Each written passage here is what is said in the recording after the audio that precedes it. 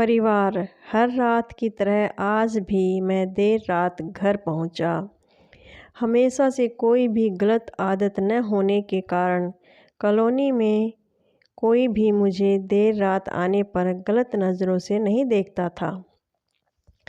मैं हमेशा इस बात को लेकर गर्व करता कि लोग अपने बच्चों को मेरी उपलब्धियों का उदाहरण देकर अच्छा पढ़ने लिखने की सलाह देते हैं।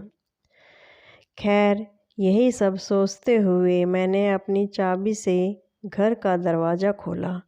हालांकि मुझे पता था कि जब तक मैं घर नहीं पहुंचता तब तक दीप्ति को नींद नहीं आती थी, पर मैं अपने 5 साल के बेटे चिंटू को नींद से नहीं जगाना चाहता था। दरवाजे की हल्की सी आहट पाकर दीप्ति हमेशा की तरह कमरे से बाहर आई। तब तक मैं मुँह हाथ धोने बाथरूम की तरफ जा चुका था और हमेशा की तरह दीप्ति खाना गर्म करने किचन में चली गई।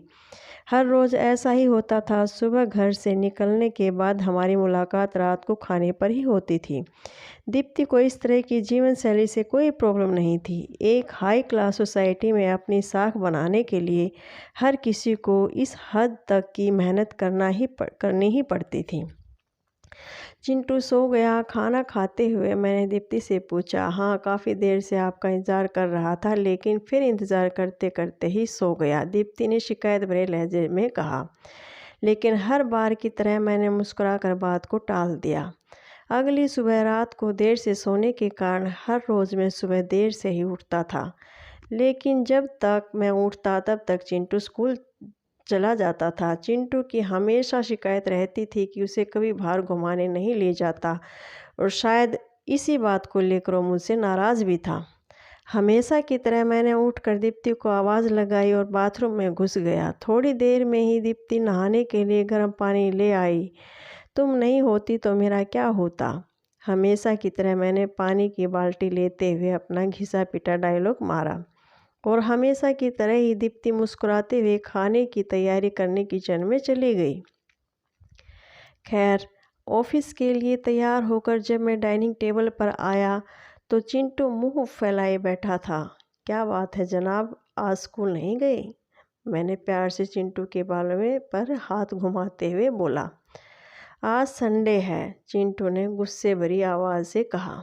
लगभग 1000 रुपये। मैंने कहा। क्या आप मुझे 500 रुपये उधार दे सकते हो? चिंटू ने कहा।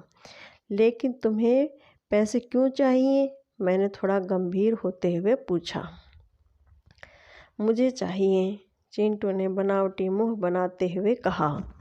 खैर, मैंने चिंटू को 500 रुपये दे दिए।